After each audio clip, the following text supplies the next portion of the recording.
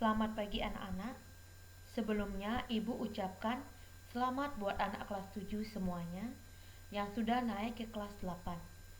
Baik, langsung saja kita ke pembelajaran PPKN kelas 8 semester ganjil. Sebelum memulai pembelajaran PPKN, Ibu akan memperkenalkan diri terlebih dahulu. Nama Ibu Elizabeth Desi Dwi Regi Astuti. Bisa kalian panggil Ibu Elizabeth atau Ibu Regi. Bidang studi yang Ibu ampu adalah PPKN. Dalam semester ganjil ini, Ibu akan menjelaskan 3 bab. Bab 1 tentang kedudukan dan fungsi Pancasila bagi bangsa dan negara Indonesia. Bab 2, kedudukan dan fungsi Undang-Undang Dasar tahun 1945 dalam sistem hukum nasional. Bab yang ketiga tentang tata urutan peraturan perundang-undangan dalam sistem hukum nasional di Indonesia. Dalam bab 1 ini, kita akan mempelajari tentang kedudukan dan fungsi Pancasila bagi bangsa dan negara Indonesia dalam pendidikan kewarganegaraan kelas 8 semester ganjil. Baik, yang pertama, Ibu akan menjelaskan tentang Pancasila sebagai dasar negara dan ideologi negara. Mengapa perlunya ideologi bagi suatu negara? Ibu akan memulainya terlebih dahulu dari pengertian ideologi. Ideologi yang pertama dalam bahasa Inggris artinya idea atau gagasan, pengertian. Dalam bahasa Yunani artinya oida, mengetahui, logos, pengetahuan. Arti ideologi ada 3. Yang pertama, pengetahuan tentang gagasan. Kedua, pengetahuan tentang ide-ide. Ketiga, tentang science of ideas atau ajaran tentang pengertian dasar. Ya, di sini Ibu akan menerangkan beberapa pengertian ideologi menurut beberapa ahli. Pertama, dari ahli yang dari Prancis yaitu de Tracy.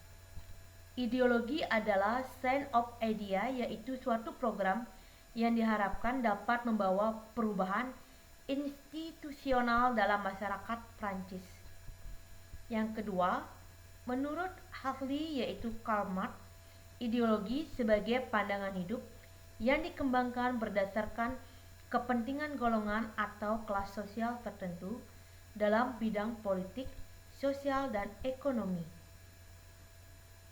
Yang berikutnya, menurut Gunawan Setiardjo, ideologi adalah seperangkat ide asasi tentang manusia dan seluruh realitas yang dijadikan pedoman dan cita-cita hidup. Menurut Ramlan Subakti, ada 2 pengertian tentang ideologi secara fungsional dan ideologi secara struktural.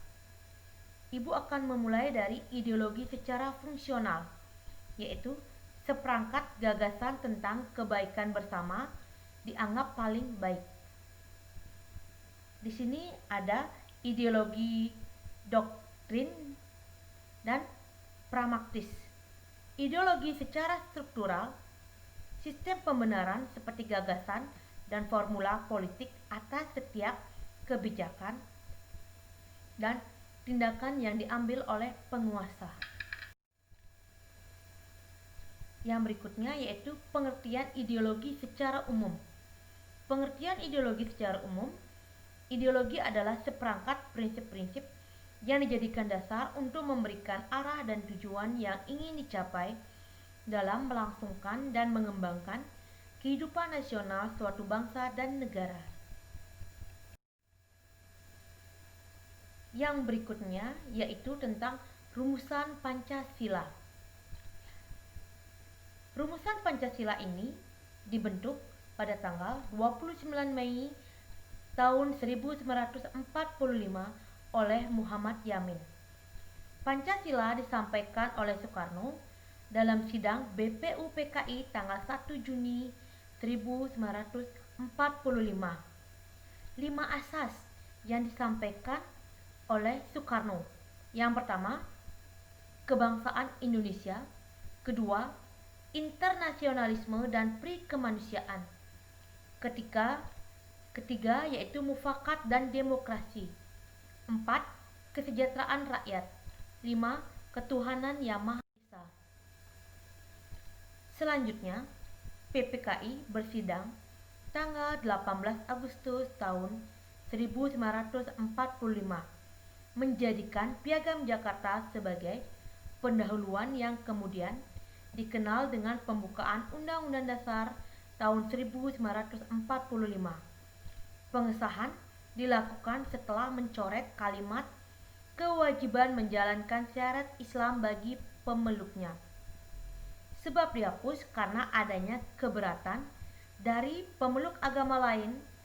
Hal ini dilakukan untuk menjaga kesatuan seluruh bangsa Indonesia yang majemuk terdiri dari berbagai suku agama dan adat istiadat yang berbeda. Baik, Ibu akan melanjutkannya lagi. Tanggal 22 Juni tahun 1945, 9 tokoh yang duduk di Panitia 9 mengadakan pertemuan membahas pidato usulan mengenai asas dasar yang telah dikemukakan pada sidang BPUPKI. Anggota Panitia 9 antara lain: yang pertama, Insinyur Soekarno. Kedua, Dr. Andes Muhammad Hatta. Ketiga, Mr. A.A. Maramis. Keempat, Abis Kesno Tojoro Suroso. Yang kelima, Abdul Kahar Mustafa. Keenam, Haji Agus Salim. 7. Mr. Ahmad Subarjo. Kedelapan, Kiai Haji Wasim Hasim. 9. Mr. Muhammad Yamin.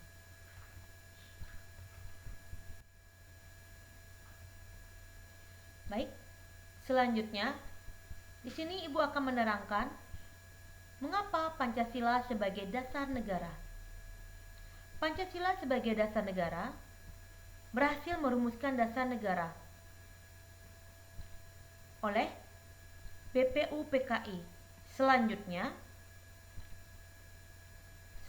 PPKI mempersiapkan kemerdekaan Indonesia pada tanggal 17 Agustus 1945.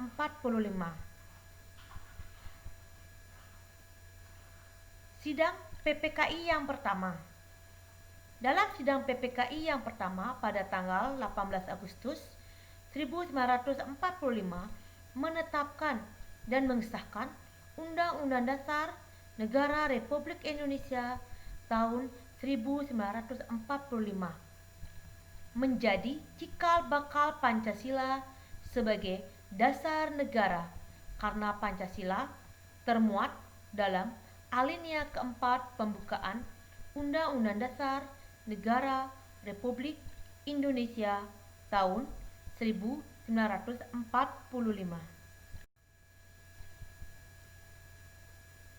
Selanjutnya di sini Ibu akan menerangkan sedikit dari perumusan dasar negara di atas tadi. Kedudukan Pancasila sebagai dasar negara sangat penting. Pertama, Pancasila sebagai sumber dari segala sumber hukum di Indonesia. Yang berikutnya, sebagai sumber semangat bagi penyelenggara negara dan para pelaksana pemerintah. Berikutnya, mengandung norma yang mengharuskan memegang teguh cita-cita moral rakyat yang luhur. Berikutnya, mewujudkan cita-cita hukum bagi hukum dasar negara baik tertulis maupun tidak tertulis. Terakhir, meliputi suasana kebatinan dari Undang-Undang Dasar Negara Republik Indonesia tahun 1945. Selain kedudukan Pancasila sebagai dasar negara, ada juga fungsi Pancasila sebagai dasar negara. Yang pertama, fungsi Pancasila sebagai jiwa bangsa Indonesia. Kedua, Pancasila sebagai perjanjian luhur.